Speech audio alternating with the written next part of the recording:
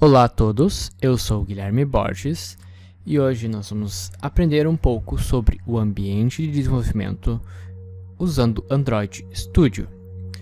Como vocês podem ver, essa é a tela inicial quando você instala pela primeira vez. Eu já tenho aberto aqui um aplicativo, né? Mas que você abrir pela primeira vez ele não vai estar disponível. Eu posso ocultar ou excluir todos os projetos que foram abertos anteriormente clicando no X. Assim ele entra para a tela inicial. Nessa tela, vocês podem ver que existem diversas configurações, diversas opções que eu posso usar na minha IDE e posso ainda acessar configurações. Desta tela principal, eu vou entrar no detalhe de duas principais funções, que é a criar projeto e abrir um projeto existente. Tá? Lembrando que eu estou com a versão 4.2, mas aqueles que tiverem com a 4.2.1, ela vai funcionar exatamente nos mesmos moldes. Primeiro, vou mostrar abrir um projeto. Quando eu quero abrir um projeto, vocês podem ver que os projetos que eu posso abrir com o Android são esses que possuem um ícone verde em cima. Se vocês abrirem, vocês vão ver que tem um Gradle e outro ícone verde. Vocês sempre vão abrir esse de cima, dando um exemplo aqui. Então, se vocês extraírem uma pasta, por exemplo, eu extraí a pasta de avaliação aqui, o meu projeto vai estar dentro, em verde, e é nele que eu vou clicar para ser aberto. E eu clicando em OK. No momento eu não vou abrir com OK, porque eu quero mostrar agora o processo de criar um projeto. Para mim criar um projeto, eu clico nesse ícone aqui, seleciono um template. Nós vamos lidar numa aula própria esses demais templates, e vamos iniciar, e sempre usar nas aulas iniciais, o Empty Activity, que é o nosso template inicial. Dentro dele, nós vamos colocar um nome, meu primeiro app, no caso. Percebam que esse nome ele replica aqui no final do pacote, no caso. Ele cria uma pasta dentro do meu Android Studio Projects. Tudo isso baseado no nome ali em cima. Lembrando que se eu colocar cedilha ou coisas assim, ele não considera, porque é um caractere especial. Uma vez que essa ferramenta foi desenvolvida utilizando o padrão ANSI, né, que não tem esses caracteres especiais que a gente tem na linguagem latina. Continuando a linguagem, inicialmente a primeira vez que vocês forem executar ele vai estar em Kotlin. Lembrando, sempre coloquem em Java, porque é a linguagem que nós vamos usar durante as aulas. Além disso, a versão mínima vocês podem deixar 21, 18, não importa muito, porque todos os componentes que a gente vai ver durante as aulas vão ser compatíveis para essas versões que estão disponíveis aqui na versão mínima da SDK. Feito isso, dá um Finish. Vocês podem ver que ele está carregando, essa é a mesma interface, o mesmo ambiente de desenvolvimento, tanto para abrir um projeto, quanto para criar um novo projeto. Por essa razão, eu não abri o projeto anterior, eu somente criei um novo. Como vocês podem ver aqui, ele vai estar carregando, ele vai dizer aqui que o Gradle está dando build, ele vai baixar diversas bibliotecas inicialmente, vou esperar agora um tempinho e logo ele vai carregar. Vocês podem ver aqui está carregado o ambiente de projeto. Antes de eu entrar em detalhes como ele funciona, aqui, o que cada pasta significa, vamos observar algumas configurações que a gente faz antes de lidar ou executar um projeto. Primeira delas, se você clicar aqui nessa aba Tools aqui em cima, vocês vão ver que tem diversas funções que a gente pode selecionar. Entre essas funções opções que a gente pode selecionar, as duas mais importantes que nós vamos tratar durante o ambiente de desenvolvimento e durante as aulas é o AVD Manager e o SDK Manager. Eles possuem funções distintas e o primeiro que nós vamos analisar aqui é o SDK Manager. Tá? Então, essa segunda opção aqui. Clicando nele, vocês vão perceber que ele abre os settings já na posição do Android SDK. Aqui a gente pode ver todas as versões de Android que a gente pode baixar para fazer compilações. E vocês podem ver inclusive o local onde estão instaladas as bibliotecas.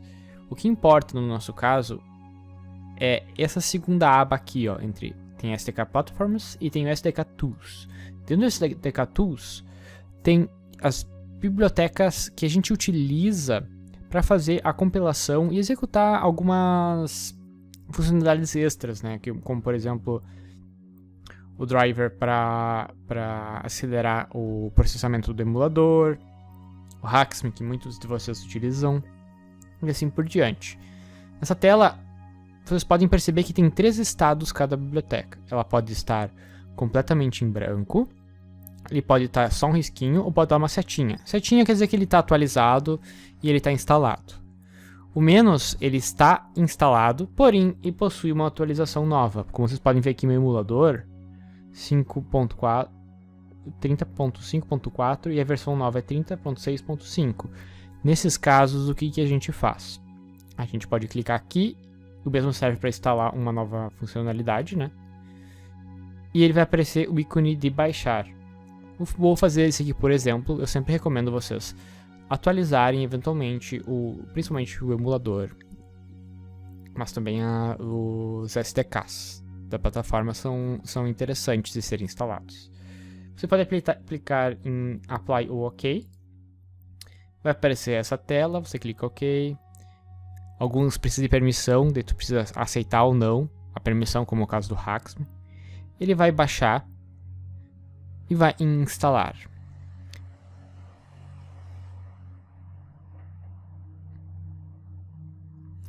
Perceba que eles baixam automaticamente da internet, né, a atualização, e após baixar, ele começa a fazer a instalação. Dentro do sistema operacional. Eventualmente pode dar um delay no computador e ficar um pouquinho mais lento, mas somente durante a instalação isso ocorre. Feito a atualização, por exemplo, ou instalação, porque a gente pode instalar novos pacotes, né? Nós podemos utilizar normalmente o nosso IDE. Vamos passar agora para o próximo menu. O próximo é AVD Manager. O AVD Manager é onde a gente coloca os emuladores. Eu já tenho um criado aqui. Toda vez que a gente atualiza o emulador, a gente pode deletar esse e criar de novo, por exemplo. Mas o importante é que a gente sabe que aqui que eu posso gerenciar múltiplos emuladores. Eu posso duplicar ele, caso eu preciso. Por exemplo, de 2 dispositivos, eu quero que eles se comuniquem um com o outro. Eu posso criar uma máquina virtual, como pode ser visto no vídeo que eu enviei antes das aulas, que eu vou deixar linkado no Moodle. Vocês podem também baixar outras versões para serem executadas no dispositivo, e a gente pode criar novos dispositivos de emulação. No caso eu não vou criar, posso dar um cancel.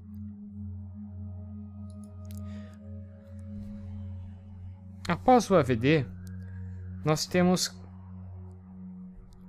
a parte final agora do vídeo, que é a estrutura do projeto. Como vocês podem ver, a gente tem aqui um projeto do Android Studio que pode ser executado clicando nesse botão aqui de executar, onde eu posso escolher qual que é a máquina virtual que eu vou instalar ele e testar. O detalhe é, se você tem um smartphone e ele está habilitado a depuração USB no modo desenvolvedor, ele vai aparecer seu smartphone aqui, você pode selecionar ele e executar direto no smartphone. Em qualquer um dos 2 casos, a estrutura do projeto continua a mesma. Primeiro, a primeira pasta que nós temos aqui é o Manifests. Manifests é o arquivo que mapeia todas as activities, ou seja, todos os controladores de tela, e mapeia as permissões que o aplicativo tem. Se as permissões não forem adicionadas ali dentro, e tentar dentro do aplicativo acessar alguma coisa que não tenha sido permitida pelo usuário, ele não vai funcionar. Essa é uma das funções do Android Manifest. Outra pasta que a gente tem é a pasta Java. Ele gera essas duas automaticamente para testes. Nós não vamos trabalhar com teste unitário e assim por diante. Vamos trabalhar direto com o código-fonte, que é nessa primeira pasta, que não tem a linha em verde. Nela, nós podemos perceber que temos um arquivo chamado MainActivity, que é esse que foi aberto na criação do projeto. Nesse arquivo especificamente, ele vai possuir aqui a classe MainActivity, estendendo sempre uma activity, que é o app-compact-activity, e o método main dele, que é o onCreate, onde nas duas primeiras linhas ele executa o super onCreate, que é necessário para o framework para funcionar, e depois ele diz qual que é o layout que vai ser executado. Esse layout, por sua vez, ele é encontrado dentro da pasta res. Se vocês abrirem aqui, vocês vão ver que tem layout, activity main. Perceba que tu não precisa do XML, tu usa uma classe R que linka a pasta res, layout activity main, e é esse o arquivo. Nós podemos editar ele visualmente, possuindo todos os componentes de view diretamente na paleta de componentes.